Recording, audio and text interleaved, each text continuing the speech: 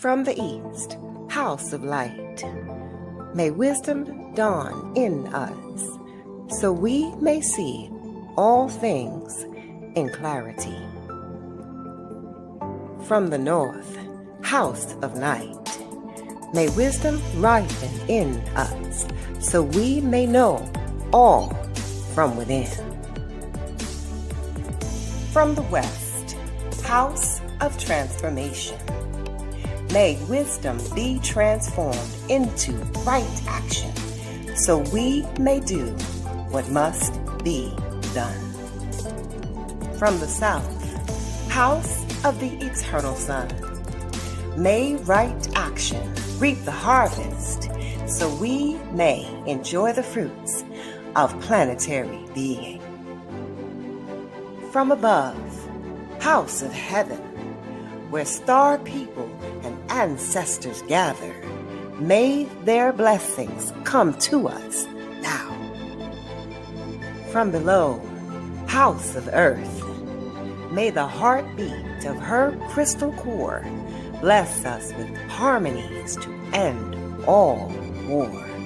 From the center, galactic source, which is everywhere at once, may everything be known as the light of mutual love. Ayum Hunab Ku Eva Maya E Ma Ho. Ayum Hunab Ku Eva Maya E Ma Ho. Ayum Hunab Ku Eva Maya E Ma Ho. All hail the harmony of mind and nature. And so it is, and so it is. Welcome to Health and Well-Being. That's a soul energy, well-being. Are you in peace? Are you well in your soul? Thank you for joining me. It has been a Michael Jackson festival this week on YouTube. It's like every time I open up YouTube, Michael Jackson is everywhere. And it's great because we're learning even more about this soul, this incredible soul that came to planet for 50 years. And there's so much that I learned just from watching the movie. I did watch the movie, and the lessons just keep coming even after the movie. So welcome to the village, though. We want to promote the village of consciousness and movement and minimalization. So here we are in the village.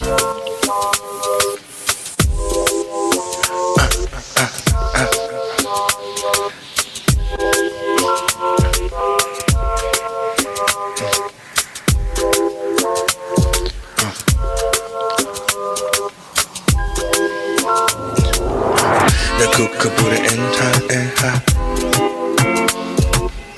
The kookaboot and ha. And ha kabos en this order. Corona cook and ha. So come on in. I'm on the floor in my living room, and my bedroom's over there, my bathroom's over there, kitchen. This is my space for comfortable single life living that I thoroughly enjoy oh so often.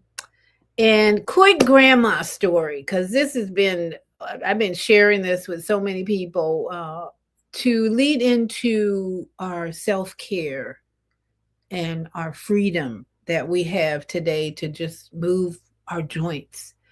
But after I watched Michael movie, I came home to see my 9-year-old grandson sitting in the living room all by himself watching anime. They love anime, which is something I don't watch because it's too disturbing in the energy. It's just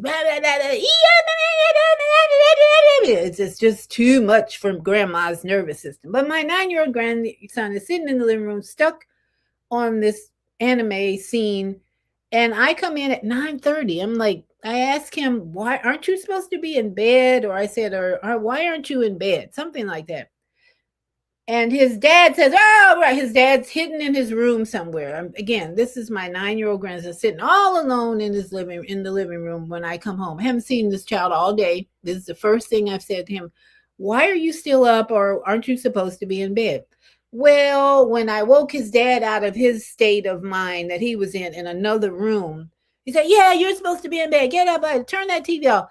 I am the victim, though. I am the devil that aroused my grandson into, oh, why does grandma always have to have something to say? Blah, blah, blah, blah, blah. So I got full of, I got a message of pure hate and pure anger from my grandson because I disrupted his freedom.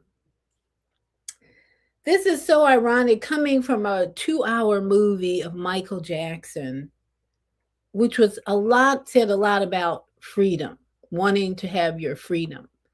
So I'm going to share the comparison of having a 9-year-old stuck on a screen, comforting his body, being mesmerized, transformed, totally programmed by this entertainment at 9 years old. And he gets upset because grandma disturbs his comfort and his addiction, really, because they watch this thing regularly and just feed their nervous system like I've never seen.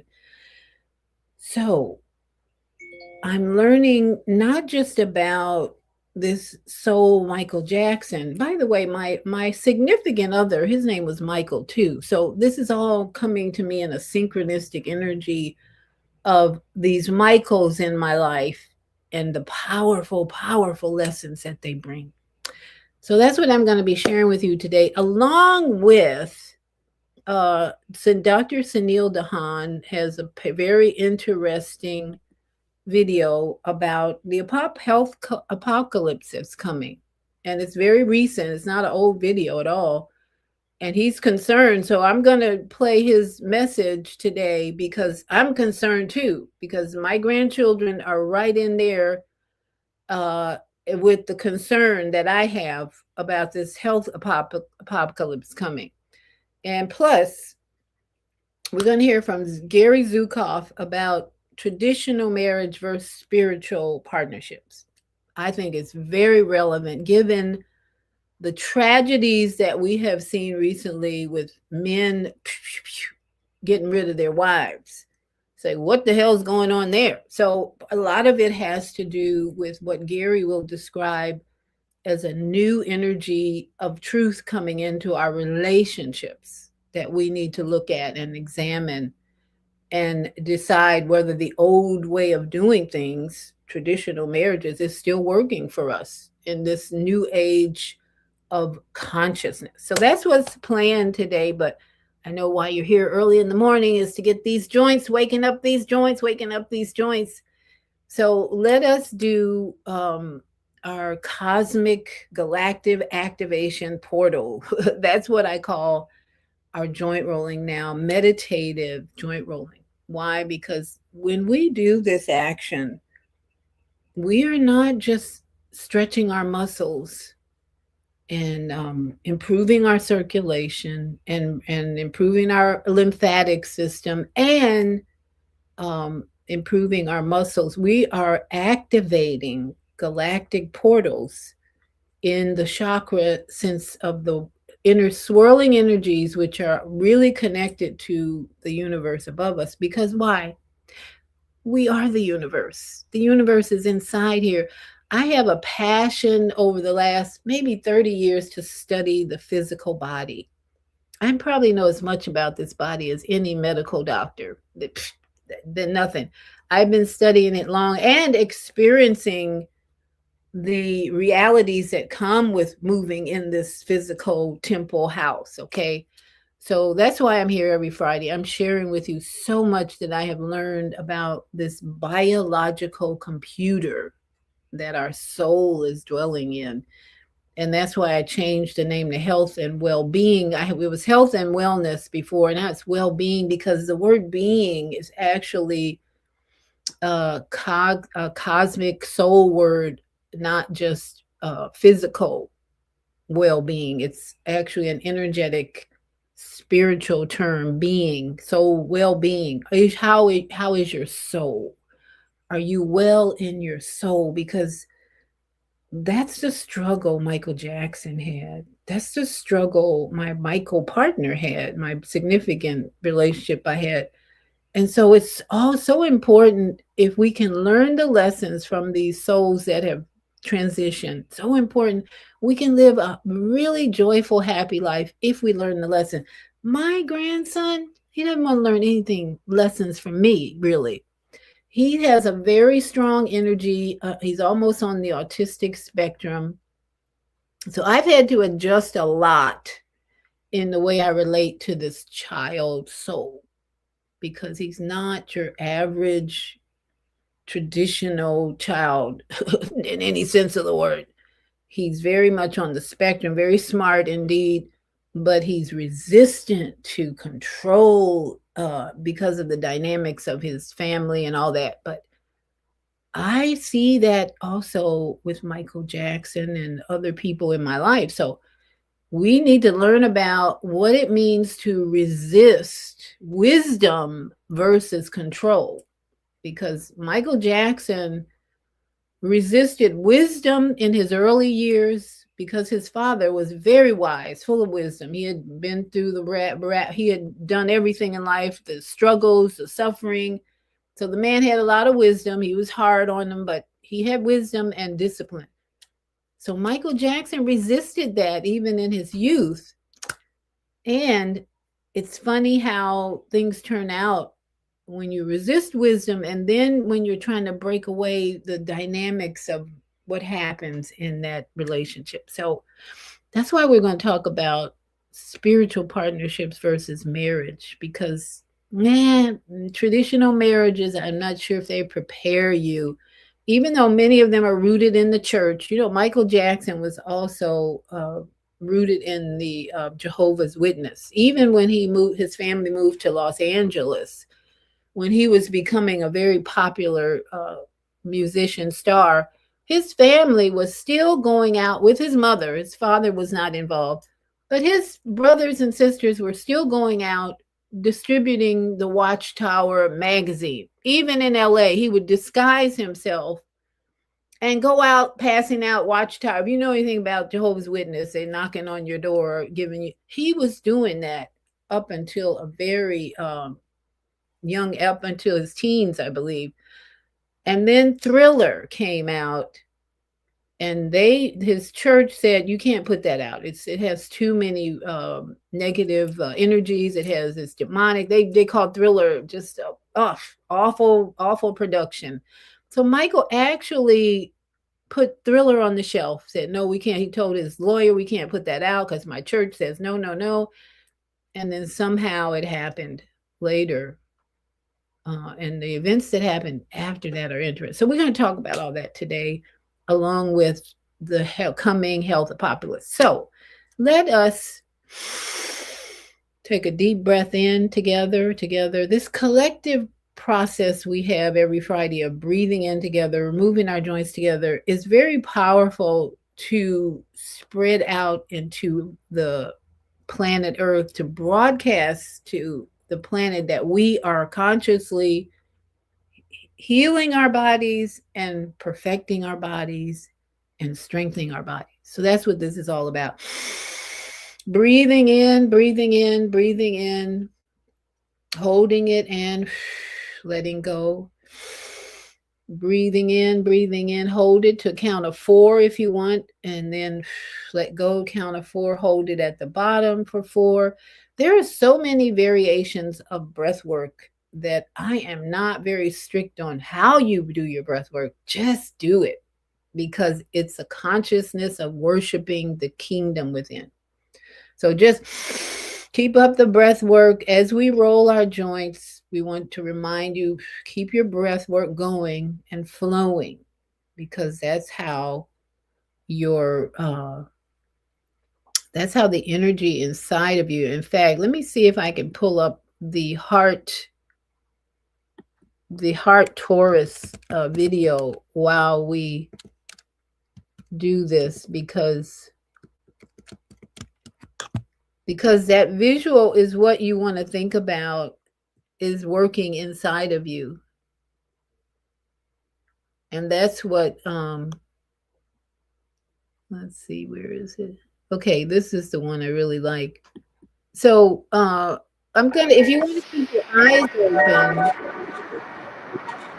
gonna just play this as a reminder of what is going on inside of us when we are consciously doing rhythmic breath work. It is a very, I think, beautiful and powerful reminder of how the chakras are working and everything is working on our behalf to bring balance. This is about bringing balance to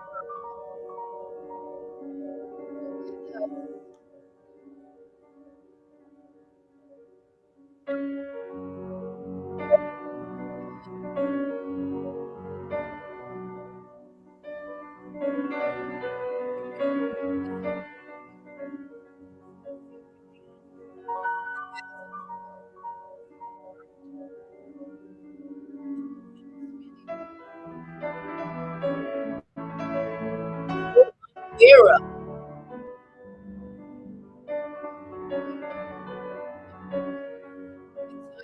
Here it is.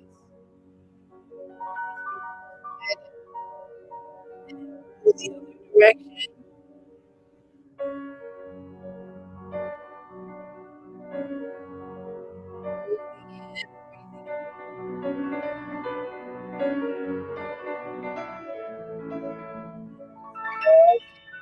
Roll the shoulders back. And even now, you're giving out most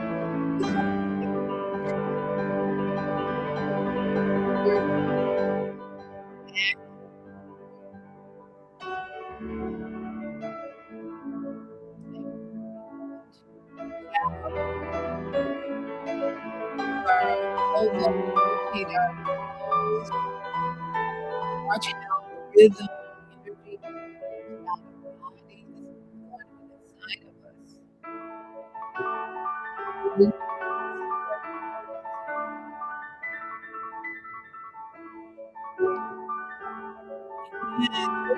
And move your arms freely like rhythm, like the chorus part.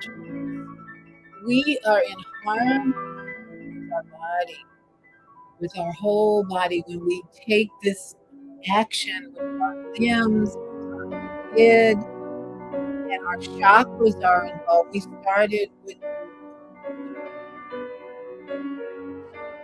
chakra. Now we're moving into the heart chakra area. We are rotating the blood in the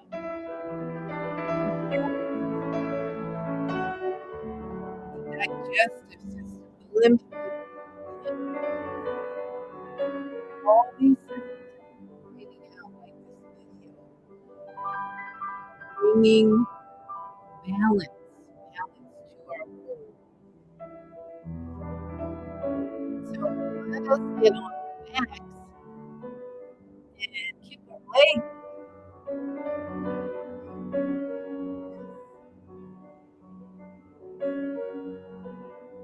And just realize how powerful your solar plexus and your root chakra are moving when we do this motion. The whole heart torus is just constantly moving. And we are moving in harmony like a symphony with our body.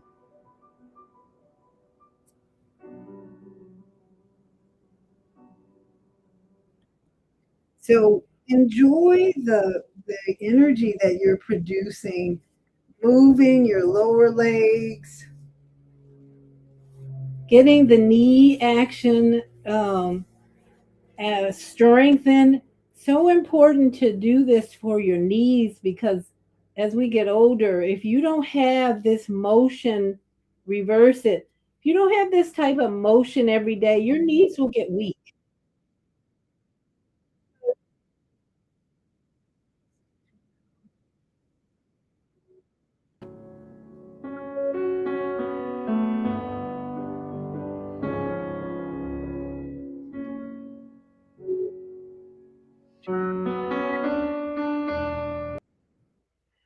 We don't want these muscles to get weak, because that's what happens to people who have knee surgery. Their muscles have gotten so weak they can't support the bones and the ligaments in the knee area. So when you are doing this slow movement, rotating, you are strengthening the muscles in that area. Watching TV all day, just sitting and not moving, all your muscles will get weaker and weaker. So let's turn over to our side and work on another area that's so important to keep strong. Because those hips, how many people do you know have had hip surgery? My mom had hip surgery later in her life, and she was not very active at all. She was addicted to alcohol, and that alcohol weakened her bones along with the stresses she had. And she fell one day and broke her hip. And so, what does that do? You have to have hip surgery. So, you're hobbling along for the rest of your life. And these days, the hip surgeries are probably a lot better. The materials, maybe, but ask my sister, Mama AZ, and that trauma doesn't end sometimes. You can have one surgery after another, because your body does not always recognize the materials that you put in your body from surgeries, and it rejects it. So that's why we're here, to strengthen, to prevent the need for things like surgeries. And the way we do that is keep moving. So every morning, I encourage you to start your morning with joint rolling before you even get out of bed. Start lifting your legs, moving your ankles. And when you're all done, to give yourself a big hug. I love you. Tell your body how much you love it. I love you. And massage your spine before you get out. Rub your feet together. Rub your hands together. And get ready to massage your vagus nerve, which is your tree of life. And you roll over to one side and push up. And breathe in. Ooh, give thanks. Rubbing those hands together. Place those hands in the back of the neck and squeeze and release. Squeeze and release. Squeeze and send love to through the tree of life. Squeeze and release. Squeeze and release. Squeeze and release. Squeeze and release. Squeeze. Ooh, that feels so good. Now you want to just tap on your body every day, especially in the morning. Wake up the skin. Tap. Tap the head. Tap. Wake it up. It's a love message, because your skin loves to be touched. That's why a massage is so good. I had a free massage last Sunday. Someone sent me a message, said, if you come to Whole Foods, I'll give you a free massage. I'm like, yeah, let me go. Right before my Boys to Men concert. So I had an amazing day on Sunday. A free massage, on my upper back, which is where you carry all the tension. So we take a deep breath. How are we feeling? How are you feeling this morning after all that movement? You should be a little energized, waking up. So we're going to go to my studio. Let me put on a little music while I go to the studio. Take some time to get a drink, piece of paper. You might want a piece of paper and a pen. This is lots of good information today for your health and being. And we will be right back after this message.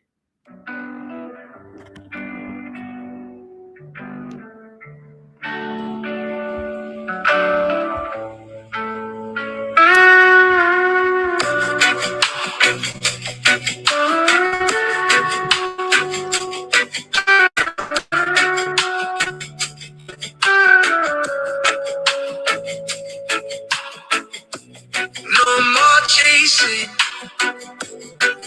was never mine. No more racing just to be tired. I found a rhythm I can call my quiet drum call.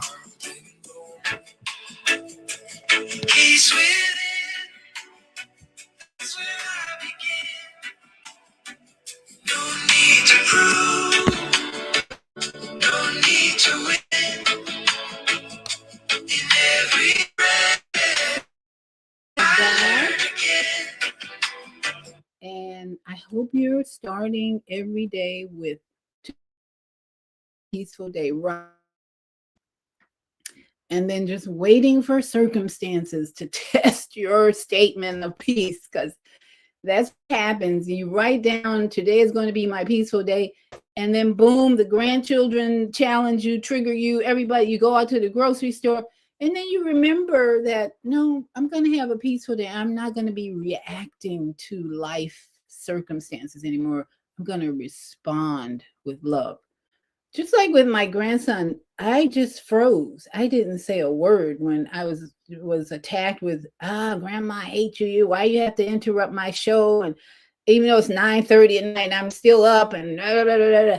And I just froze, and I just thought about, I just left Michael movie where there was a clear demonstration of freedom, the desire for freedom. My grandson wants freedom to be totally zoned out for 2 hours on a very stimulating cartoon animated show that, in my opinion, is so harmful to his nervous system. I just froze. I didn't say a word. I didn't get. The next morning, though, we had a little conversation at the breakfast table, because that wasn't fit sitting. Even the next morning, I told his dad, we got to have consequences for that kind of behavior. Robert Young says, awesome show. I'm glad you're tuning in. And GA, joint rolling every day. That's good. Thank you. Robert must be in perfect health.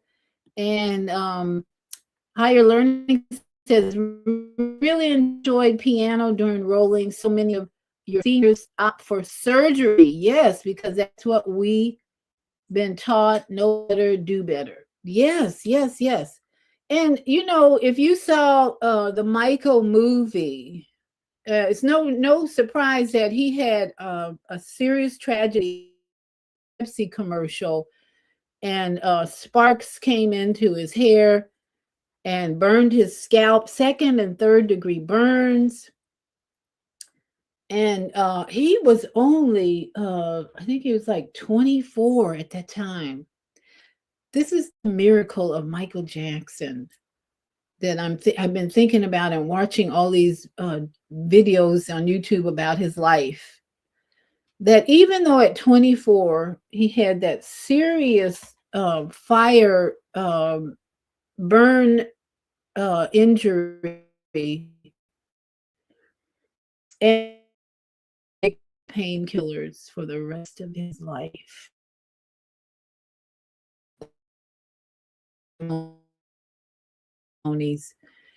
He was on an addict at that point on, because the burn was so severe that they had to do surgeries on his head, and that's why he wore a wig for the rest of his life. 24 now, that happened right after Thriller, the best-selling album of all time. The fire tragedy shows up. He has to have surgery. I thought about what Zelda said. Yeah, seniors up. Well, he was only 24. He had the most important surgery of his life that caused him to be addicted to painkillers, because the burn was so severe. And that was right after Thriller. The interesting thing is the elders of his church said, you shouldn't put that Thriller out. It's bad news. It's not good. It's evil, blah, blah, blah. And he put it away for a while. And even we were blessed to see it and enjoy it after that. But his elders of his church said, no, no, no, you can't do that. And he put it away, told his attorney. But then he brought it back out and it became the most popular album ever. But then a year or so later, I don't even know if it was a year after Thriller, he had that terrible surgery that changed his life. Now, here's the interesting part. He was 24 when that happened. He lived to be 50 years old.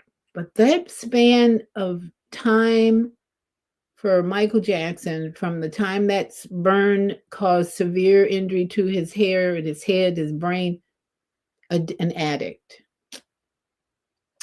But he did great things after that. He performed in places that had people crying and falling out and created more music. And I don't know if Bad came out after that or before, but he continued to perform and create for at least 20 more years until all the accusations came out. So just such an incredible soul that's teaching us so much, especially about control. Now, here's the other thing about Michael, and then I'm going to go into the coming health apocalypse. His father was the one who suggested he do that Pepsi commercial. Michael was in the movie, comes out and it's well known. He was so trying to get rid of his father, to detach from his father, to leave his father's control. It's like 24 now, 24 years old. He had been singing and dancing from the time of 5. So for approximately 20 years in the business, when that fire happened, and he had been under his father's control. And at that point, he was really, before that Pepsi commercial, his father was the one who suggested he do that commercial so he could make money with, and it was going to be the start of the Jackson tour. So the need that young adults have to leave their parents' control is real and strong. And in Michael's case, he did not listen to his intuition. He continued to let his father control his activities. And as a result, the burn showed up. He didn't listen to his elders in the church. All these things just say to me, wow, thank you for the lessons. Thank you for the music. Thank you for the entertainment. But wow, did he suffer a lot to bring us all that joy and all that entertainment.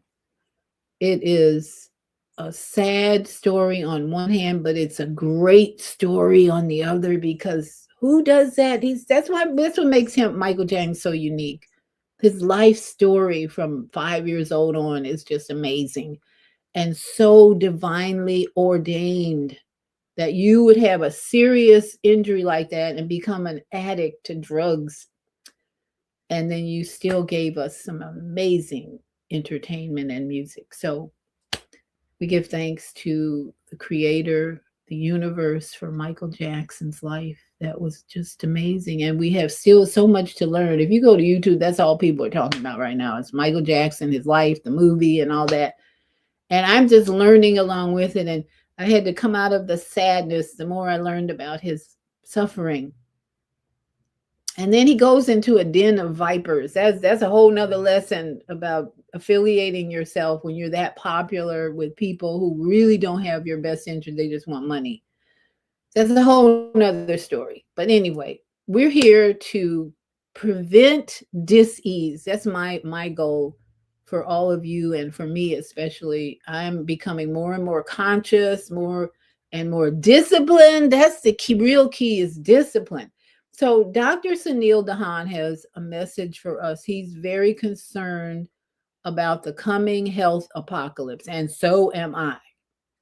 Because the morning after my grandson dissed me and hated on me, I presented fruit as I do every morning. I go in that kitchen and present blueberry, whatever fresh fruits in the house. I put it on the table.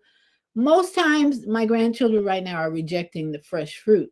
But he grabbed something out of the pantry a package of fruit roll-ups or something, some processed food. And I pointed out to him, you see what's happening here. Your mind can be disrespectful to grandma because she disrupts your comfort and your freedom, but you can reject fresh, natural food for processed food. This was my lecture.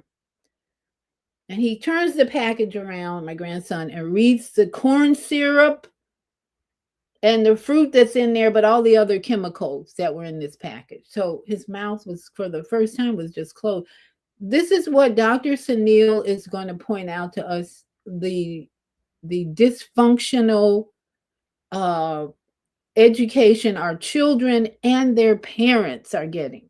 So let's listen to Dr. Suneel Dhand on why he believes there's a coming apocalypse. And I'm in total agreement with him about this because I see it in my own family. And I listen to him because he's, for the most part, he's very conscious. He's not your typical doctor. And so that's what I like about it. So he's got a message for us that we should take note of today. Of unimaginable proportions, and I'm not exaggerating. And I'm going to share, we are facing a health catastrophe, an absolute cataclysmic event of unimaginable proportions, and I'm not exaggerating. And I'm going to share with you a story that perfectly highlights what is about to face us. I live in the United States, but other countries like the United Kingdom are fast going the same way.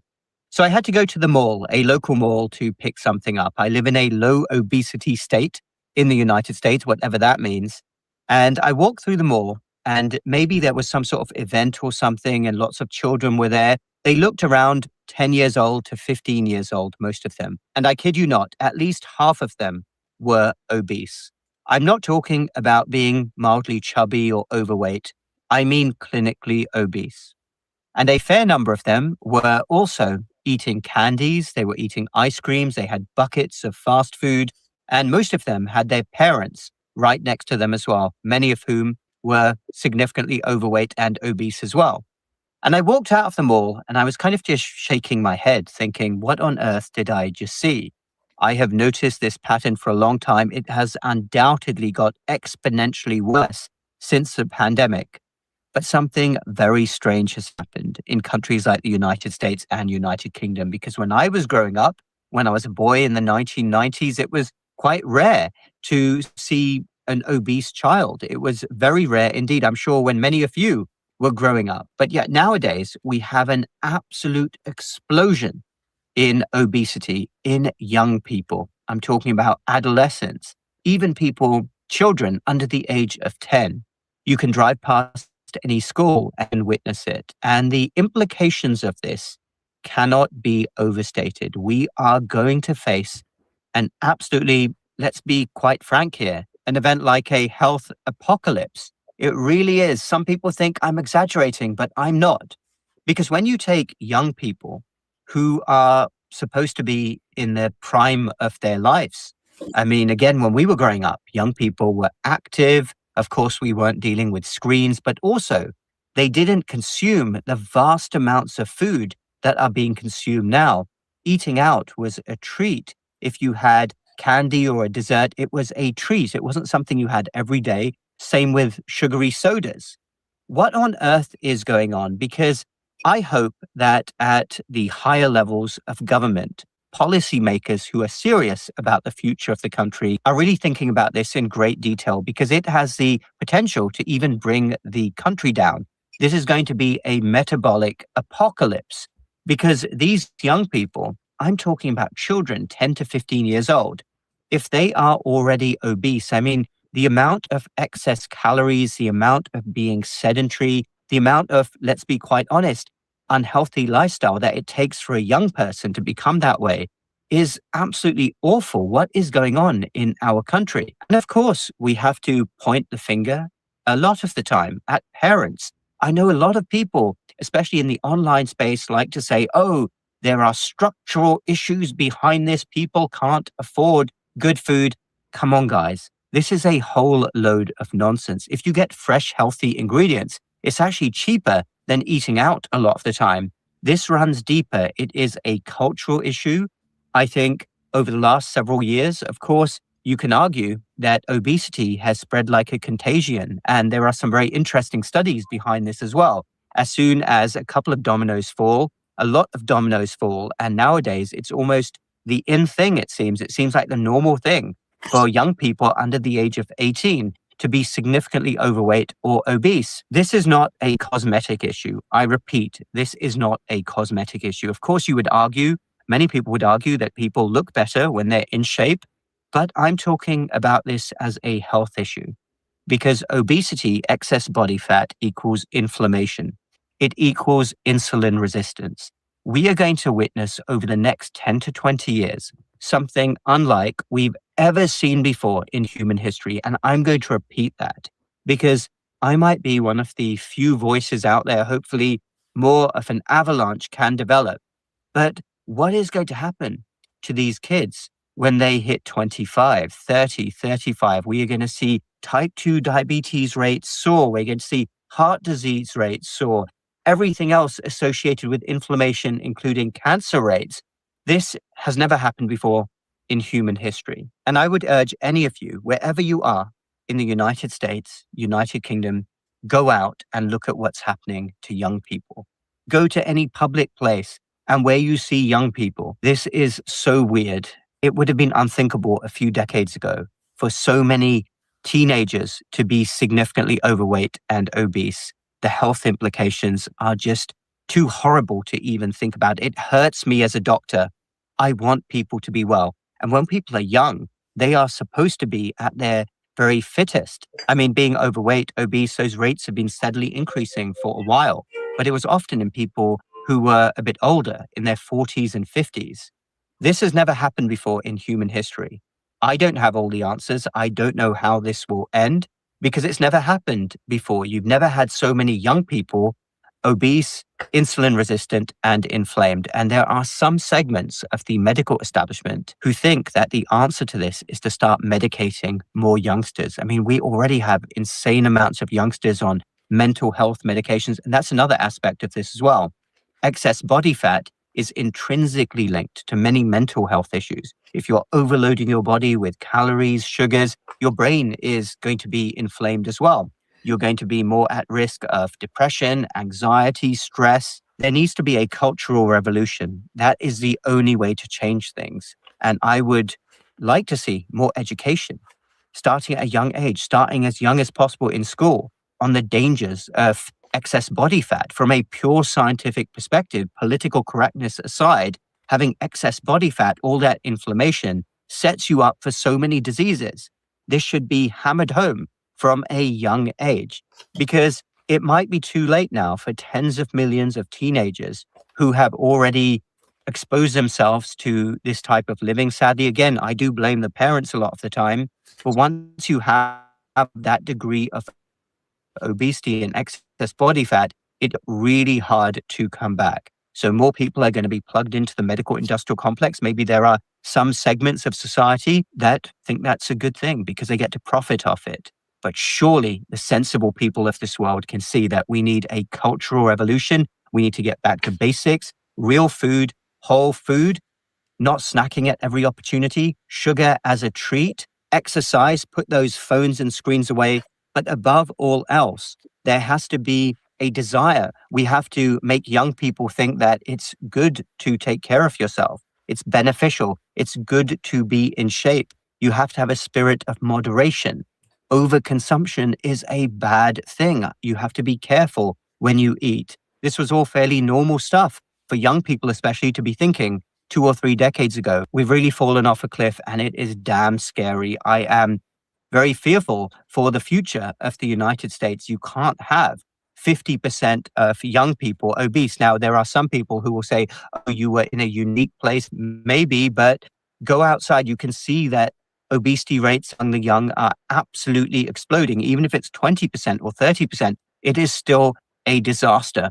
So the people at the top of government have to think about this. You are not going to fix this by working with processed food companies or fast food companies to change 1 or 2 ingredients.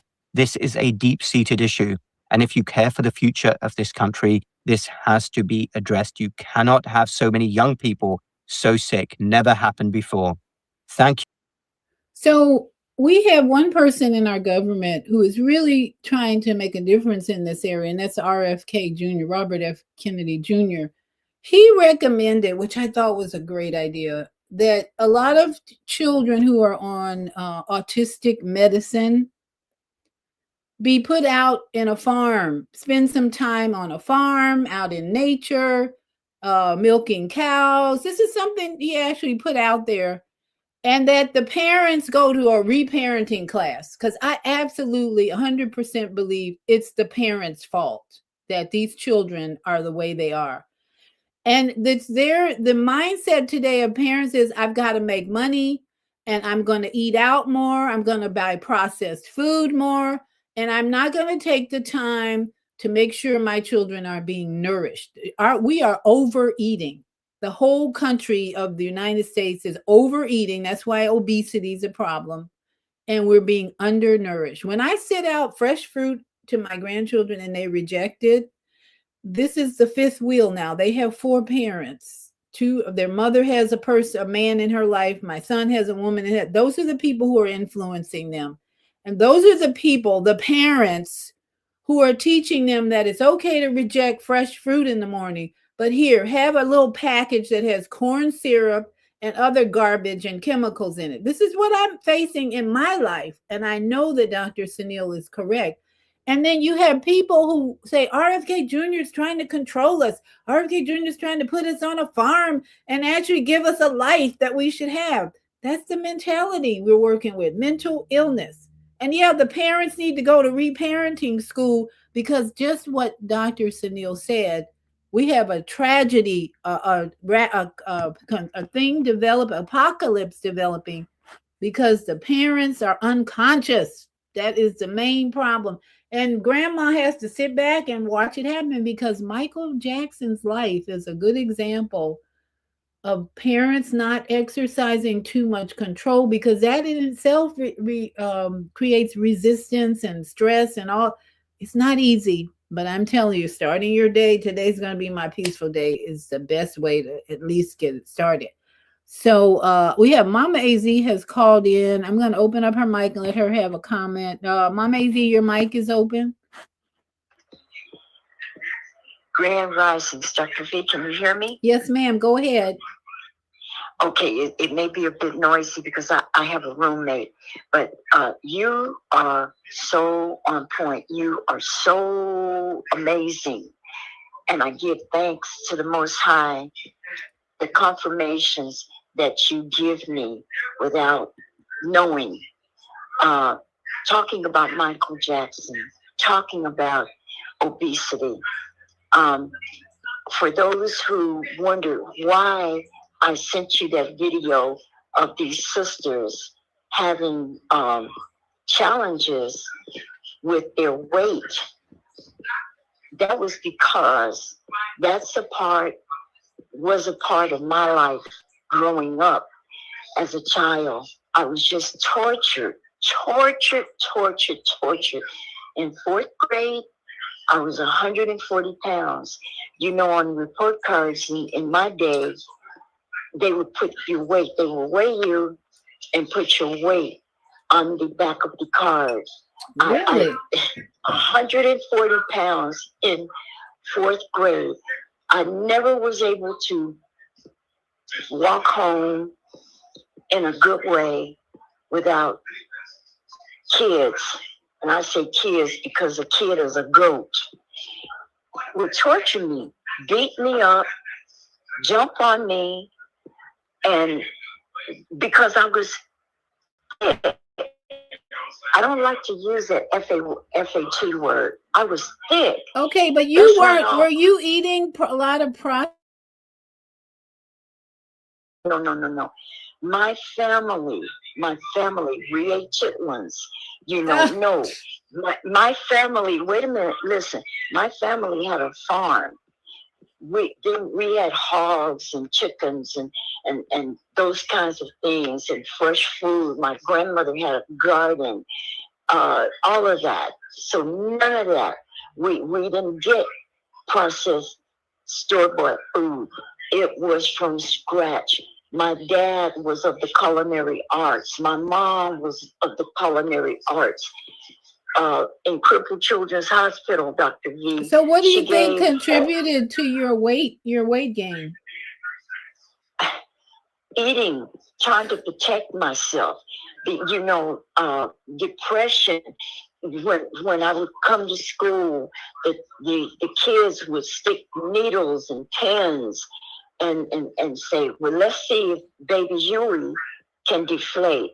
I'm not in a pity party about it, but these are the kinds of things that I went through, and we know by any means did not have processed foods because my parents cooked, and they cooked from the garden, and they cooked from scratch. My dad from the reservation and my mother, they all cooked, and they had restaurants or cafes and those kinds of things.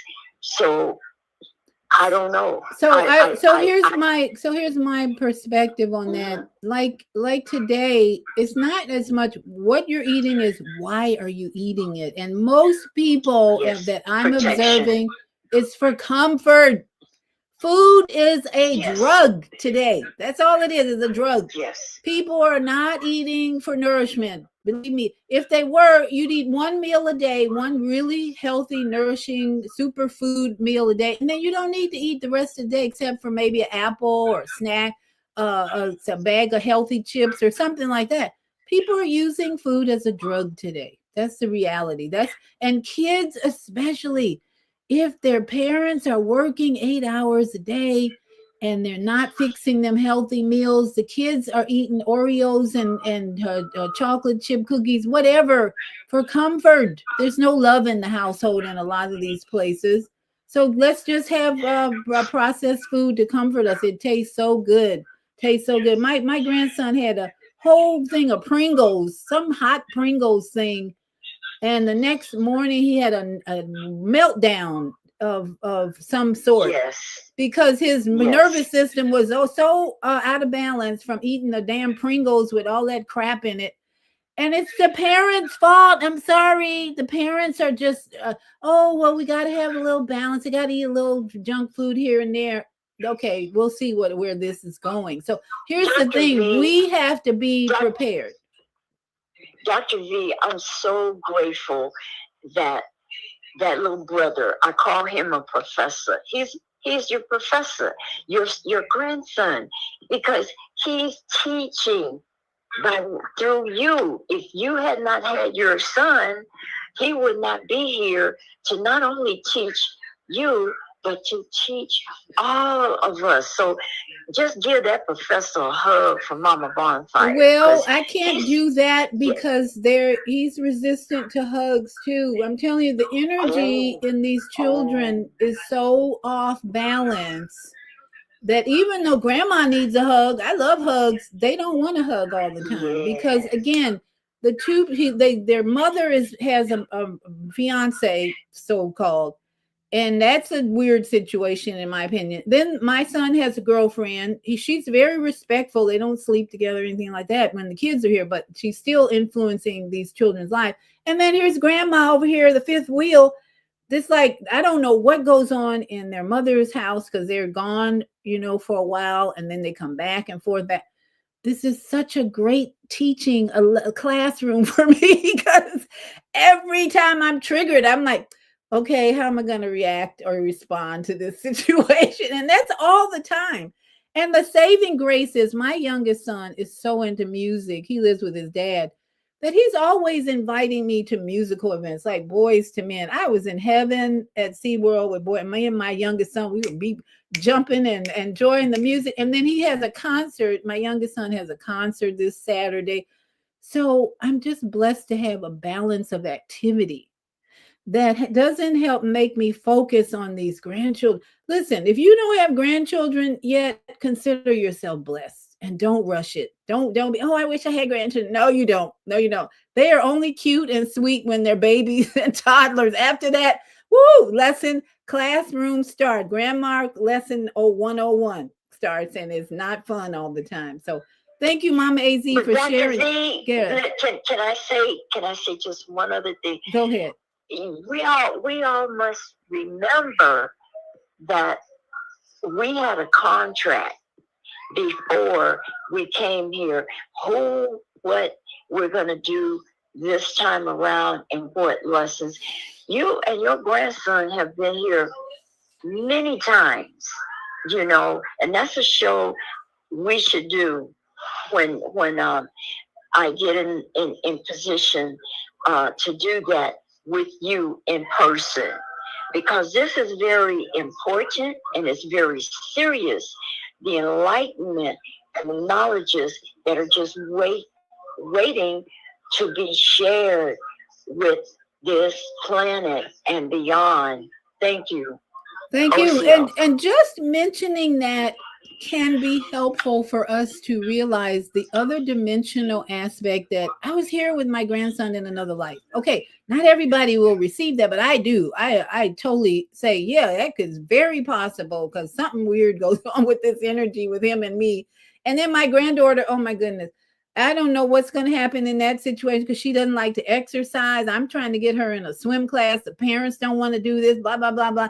And I'm like, okay, just chill and just watch everything play out. So thank you, Mama AZ, for your experience. You need to share with us, because we're all going through something different, and yet we should all be telling our story.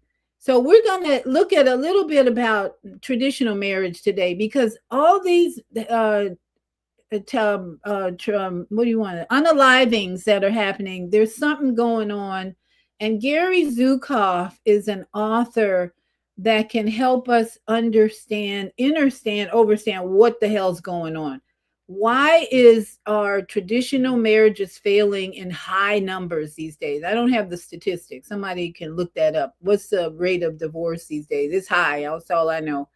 And so Gary Zukav is someone, I have read his books. I watch his YouTube now. His partner just passed away, and he has shared all the intimate sorrow, how he's dealing with it. But he is the one who put out spiritual partnership guidelines.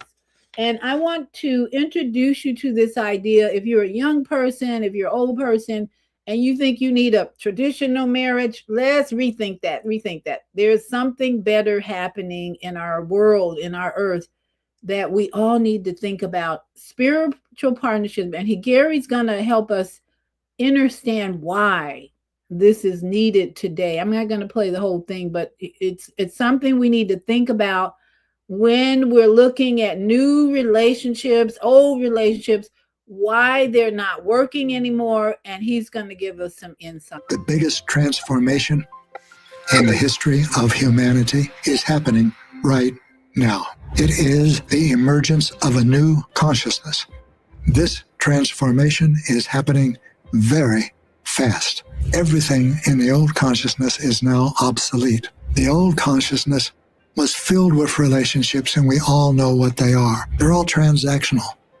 Marriage, business, commerce, all of these ways of relating that we've become so used to are being replaced by one new form of relationship, and we are calling it spiritual partnership. A spiritual partnership is a partnership between equals for the purpose of spiritual growth. If you're in a marriage, your marriage has no future unless you are individuals in whom multisensory perception is emerging. This is the new lay of the land. This is the new terrain, and we're all exploring it.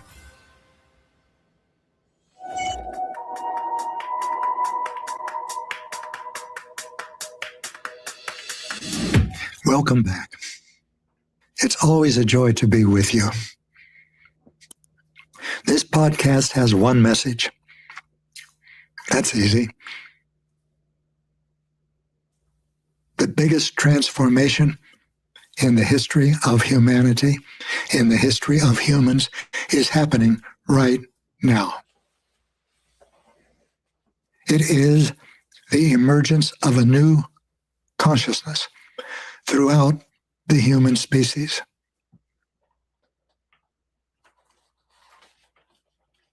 This transformation is happening very fast. It is happening within the span of pre-human generations.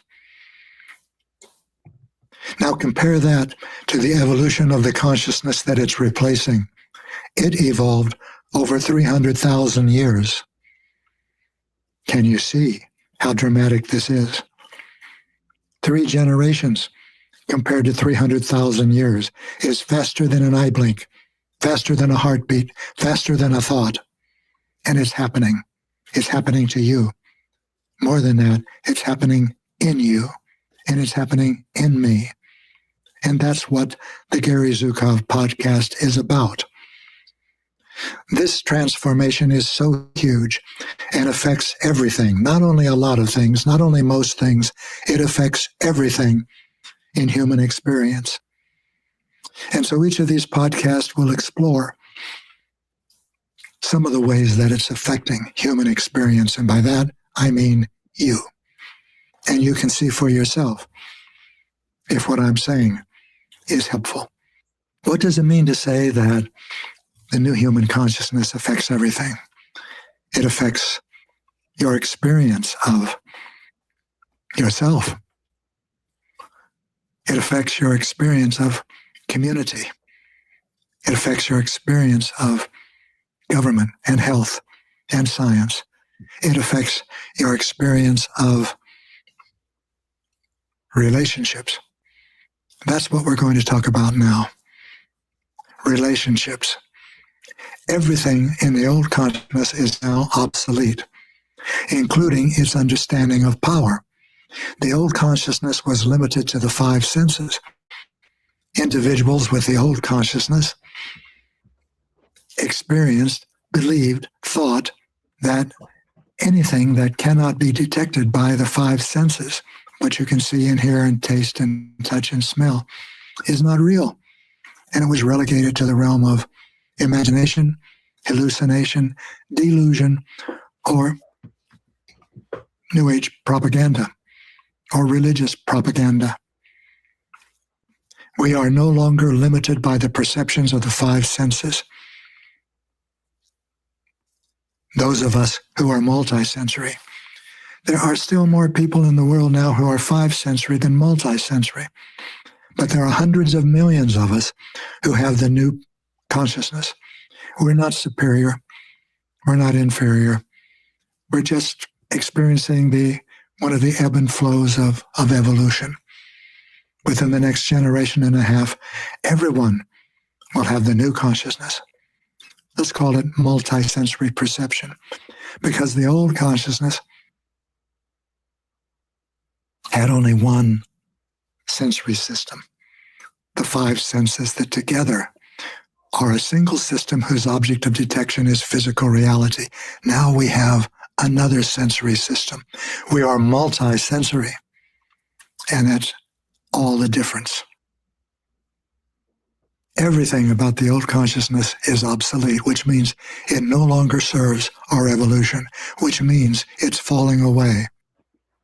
One of the things about the old consciousness that's more than falling away is its understanding of power as the ability to manipulate and control. That's external power. The pursuit of external power, as we are becoming multisensory, is now counterproductive to our evolution. In other words, it threatens our survival.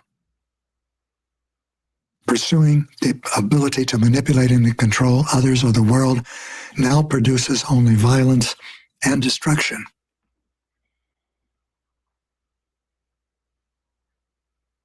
This is the new consciousness. These are words that point toward the new consciousness, but the new consciousness itself is emerging in you. Or you might say, you're emerging in it. Now let's look at relationships. The old consciousness was filled with relationships, and we all know what they are. Marriage, they're all transactional. Business, commerce, all of these ways of relating that we've become so used to are being replaced by one new form of relationship that is designed for multisensory humans. And that new form of relationship is a new archetype that has not existed before in the human experience. An archetype is an energy pattern, like mother, father, priest, warrior. This is a new archetype, and we are calling it spiritual partnership.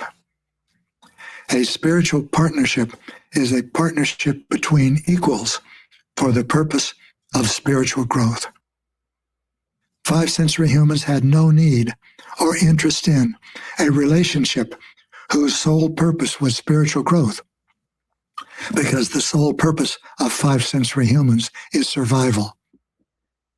So survival, that video you can watch. It's about 20 minutes long. It's on YouTube. Gary Zukav, Spiritual Partnerships. Survival. Michael Jackson was in survival mode for almost 25 years, and we didn't realize the extent of his pain, suffering, and resistance and energy. We didn't realize any of the personal stuff he was going through. We just loved his entertainment and energy and his songs and his music, right? But as Gary said, that was the third dimensional reality of a superstar. The funny thing is, I saw a video where Michael Jackson was being interviewed, and he was telling a guy about a tree on his land that he climbs to get inspiration. He climbs this tree, and in the video, it shows Michael Jackson. The guy says, "Well, can you go up in the tree? Go up in the tree." He goes up in the tree. He said, "This is where I go a lot of times to get inspiration." The guy was like, "That's kind of weird." I was like, "No." And I'm thinking, no, it's not weird. But Michael Jackson was always evolving. And I think that's why he was able to endure almost 25 years of addiction to pharmaceutical drugs. The reality is, it changed. I think part of the reason Michael Jackson transformed in a physical way, because of the influence of the medication he was on. You can't be 100% healthy, conscious when you're taking drugs like that, pharmaceutical. And I think because of the burn that occurred in his head. So we're learning so much about him that I think can help us all live a better life. Number one, the drugs. He didn't have much choice because of the severity of his burn.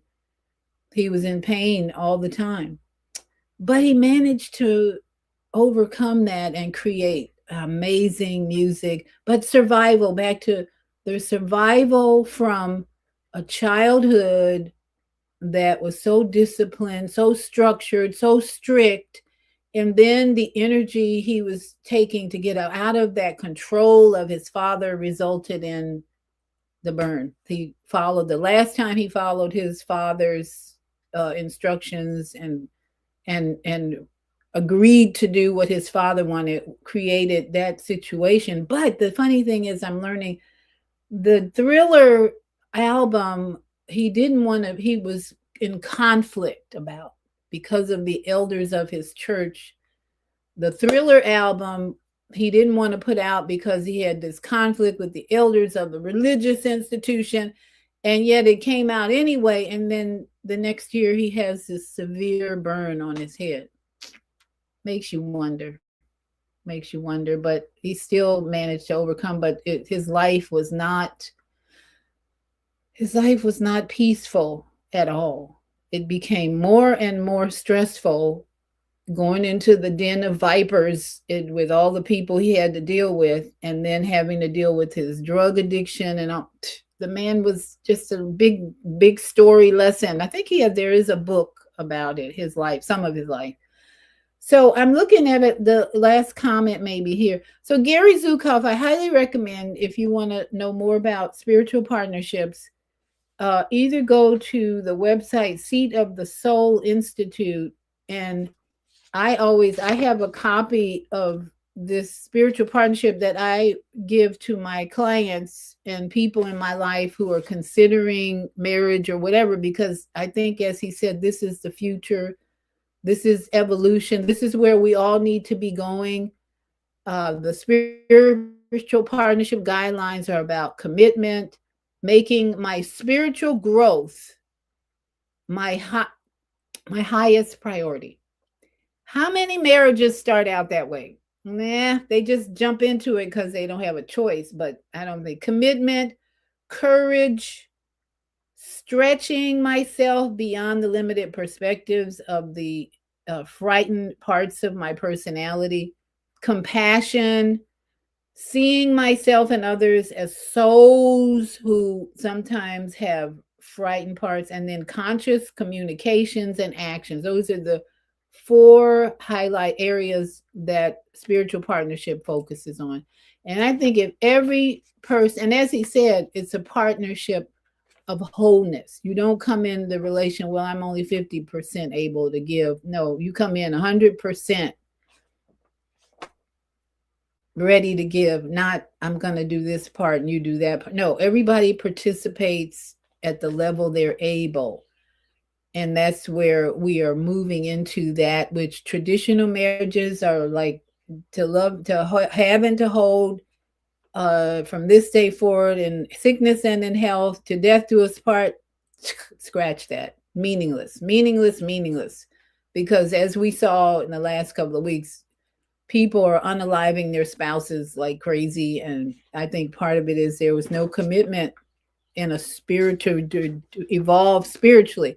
Now, Tassila has a comment. I'm not sure. I've asked her, what does she mean by Pilates? Pilates? I don't know. That must be a misspelling.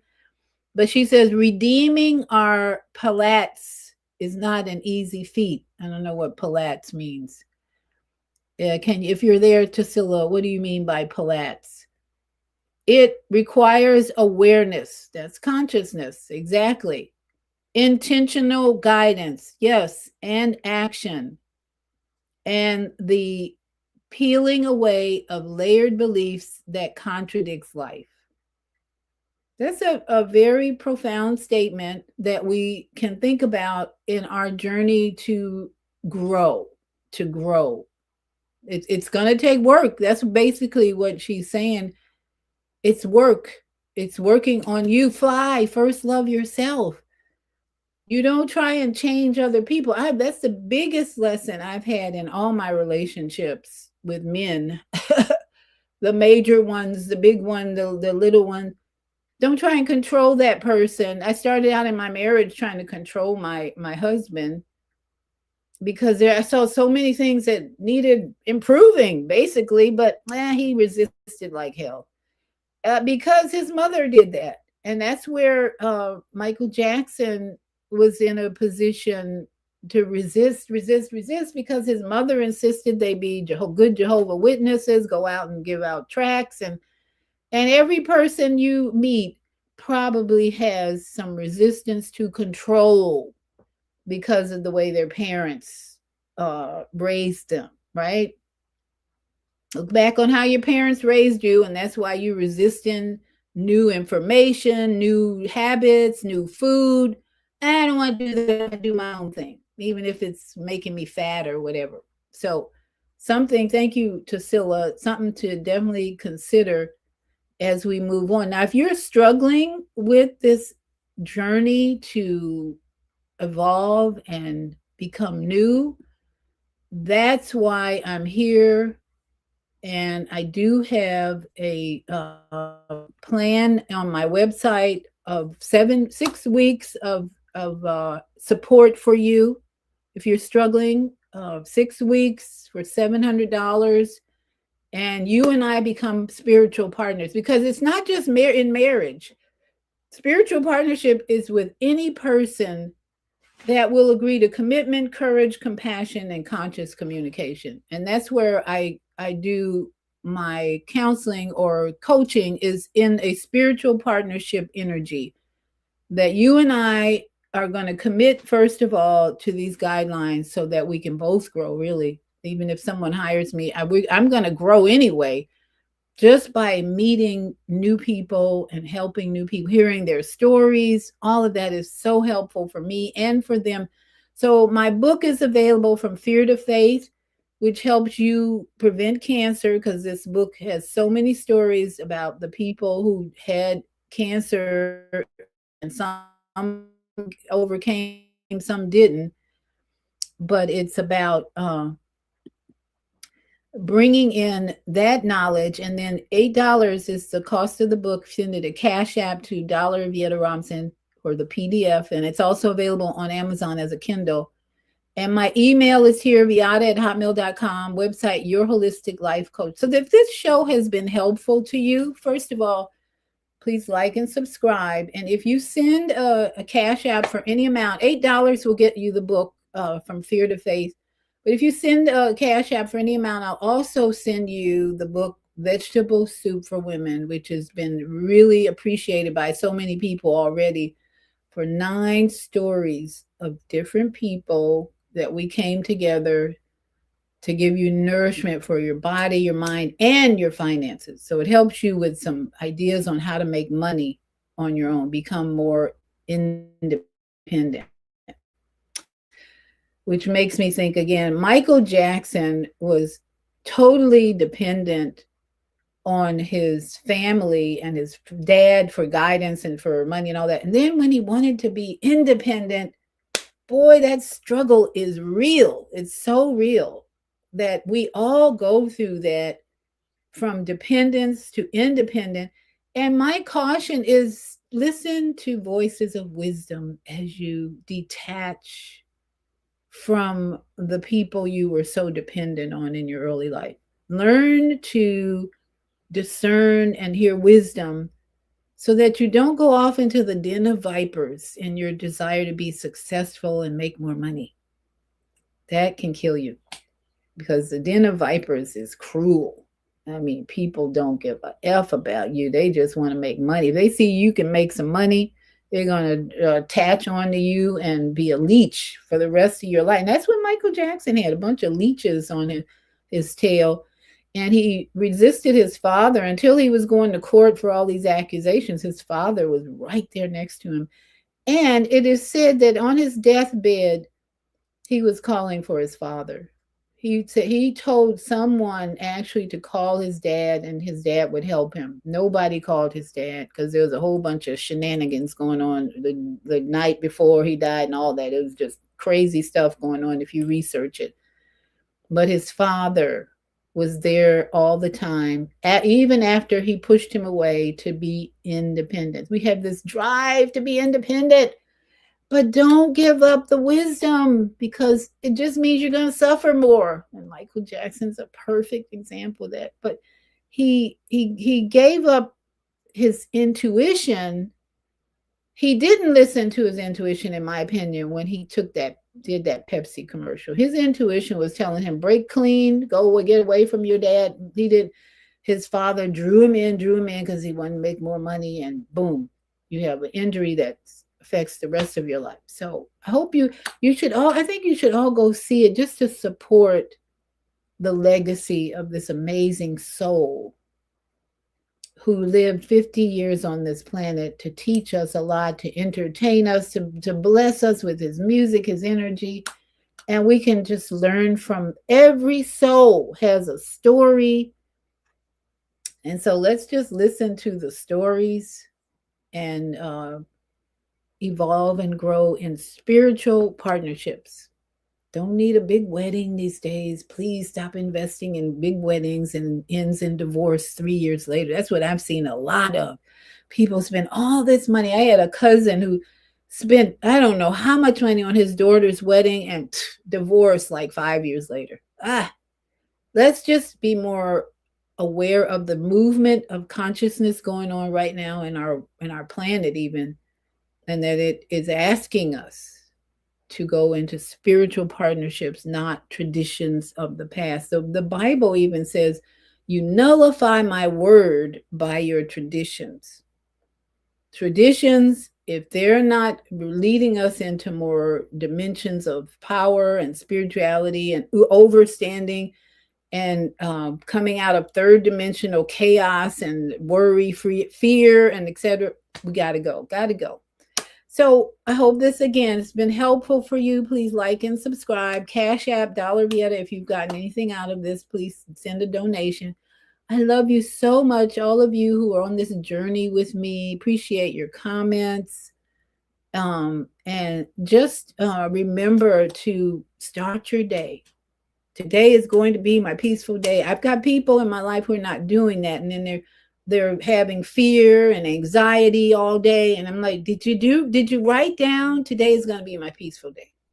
I'm having an amazing time. When I do that every morning, I'm ready for whatever challenge is coming my way. So it just sets your mind and your emotions ready to respond with loving compassion and kindness and peace every day. Mwah. Sat Nam to all my yogi friends. Namaste. Aho, aho. Shalom and Ashe, Ashe. Oh, we are moving fast into a new calendar and new days of joy and more joy. So make it a great day. Get out and get some sun and keep moving. That's the key to health and well-being, is keep moving and deep rhythmic breathing. Whenever you have a challenge, take in that breath and don't stop until peace comes to your soul, to your being. Shalom. Enha, na kukabuch enha. Anuki madras with mad pushalao. On the bed with mad the cool type of yow. The cooks a hapa a car papa R.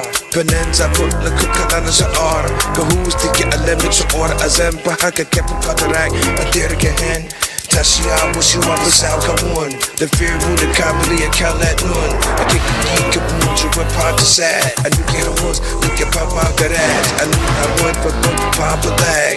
I knew I got but you I could get that. I knew could do on the culture destination ain't yet. I knew could do a la mother was part of that. I do free Papa that the guy was I knew but now the super do I got no horse. The cook could put it in hot, yeah. The cook